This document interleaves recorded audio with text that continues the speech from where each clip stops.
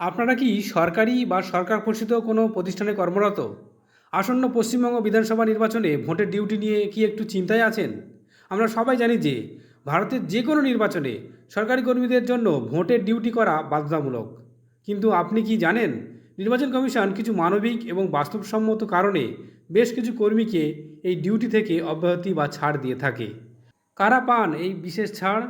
গুরুতর অসুস্থতা, গর্ভাবস্থা বা অন্য কোনো জরুরি কারণ থাকলে কিভাবে এবং কার কাছে ডিউটি বাতিলের জন্য আবেদন করবেন এবং আবেদনপত্রটি কিভাবে লিখবেন অবশ্যই ভিডিও শেষে দেখিয়ে দেবো। তো চলুন বন্ধুরা, ভিডিওটি শুরু করা যাক। প্রথমে আমরা জানব গুরুতর অসুস্থতা এবং চিকিৎসাজনিত কারণে কিভাবে কোথায় আবেদন করবেন। যে কোনো গুরুতর শারীরিক অসুস্থতার কারণে ভোটের ডিউটি থেকে অব্যাহতি পাওয়া সম্ভব, তবে এর জন্য উপযুক্ত চিকিৎসাপত্র এবং অনেক ক্ষেত্রে মেডিকেল বোর্ডের ছাড়পত্র লাগে। 1. গুরুতর রোগ, ক্যান্সার, হার্টের গুরুতর সমস্যা, কিডনির সমস্যা যাদের নিয়মিত ডায়ালিসিস করতে হয়, স্ট্রোকের রোগী বা অন্য কোনো প্রাণঘাতী রোগে আক্রান্ত হলে কর্মীরা অব্যাহতি পান। দ্বিতীয়ত রয়েছে অস্ত্রোপচার। সম্প্রতি কোনো বড় অপারেশন বা শয্যাশায়ী থাকলে আপনি এর থেকে ছাড় পেতে পারেন। মহিলা কর্মীদের জন্য বিশেষ ছাড়। মহিলা কর্মীদের ক্ষেত্রে নির্বাচন কমিশন বেশ কিছু বিশেষ ছাড় দিয়ে থাকে, যেমন গর্ভবতী মহিলা। গর্ভবতী মহিলাদের ভোটের ডিউটি থেকে সম্পূর্ণ অব্যাহতি দেয়া হয়। দ্বিতীয়ত প্রসূতি মা। যে সমস্ত মায়ের সদ্যজাত বা খুব ছোট শিশু রয়েছে, সাধারণত শিশু মাতৃদুগ্ধ পান করলে বা শিশুর বয়স 1 থেকে 3 বছরের কম হলে তারা আবেদন করলে অব্যাহতি পান। বিশেষভাবে সক্ষম ব্যক্তিরাও কিন্তু অব্যাহতি পান। কিভাবে? শারীরিক বা মানসিকভাবে বিশেষভাবে সক্ষম কর্মীদের যাদের প্রতিবন্ধকতার শংসাপত্র রয়েছে তাদের ভোটের ডিউটি থেকে অব্যাহতি দেওয়া হয়। বিশেষ করে যাদের চলাফেরা করতে বা দীর্ঘক্ষণ কাজ করতে সমস্যা হয় তারা এই সুবিধা পান। জরুরি পরিষেবার সঙ্গে যুক্ত কর্মী।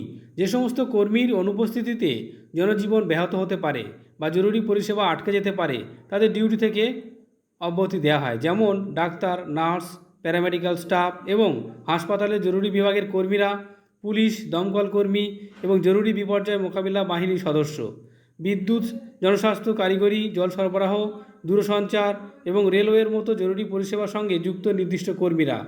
অবসর গ্রহণের দোরগোড়ায় থাকা কর্মী।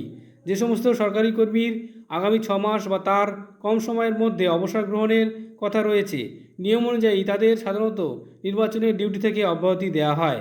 পারিবারিক বিশেষ কারণ। স্বামী স্ত্রী উভয়ের ডিউটি।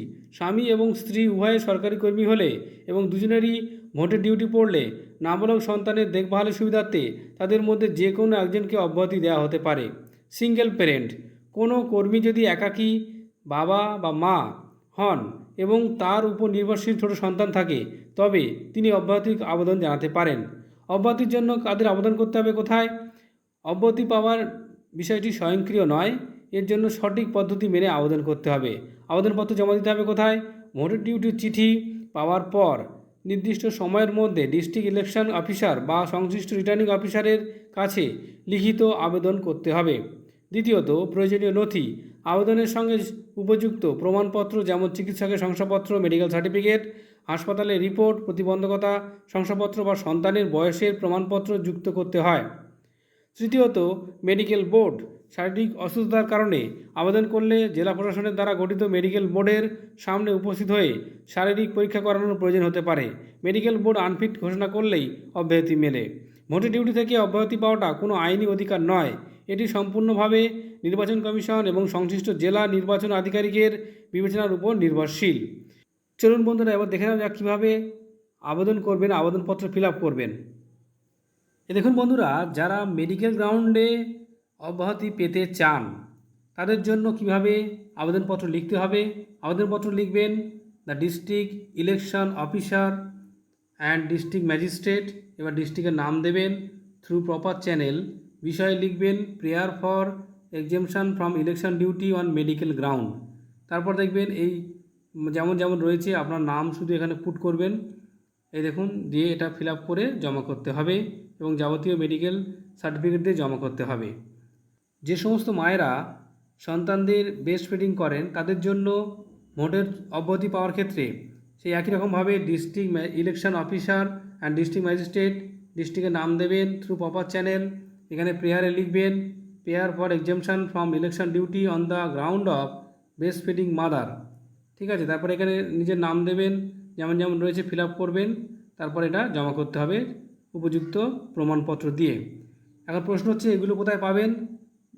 আমার নির্দিষ্ট যে টেলিগ্রাম গ্রুপ রয়েছে সেই গ্রুপে অবশ্য আপনারা পেয়ে যাবেন। গ্রুপের লিঙ্ক ভিডিও ডেসক্রিপশানে দিয়ে দেবো। ধন্যবাদ।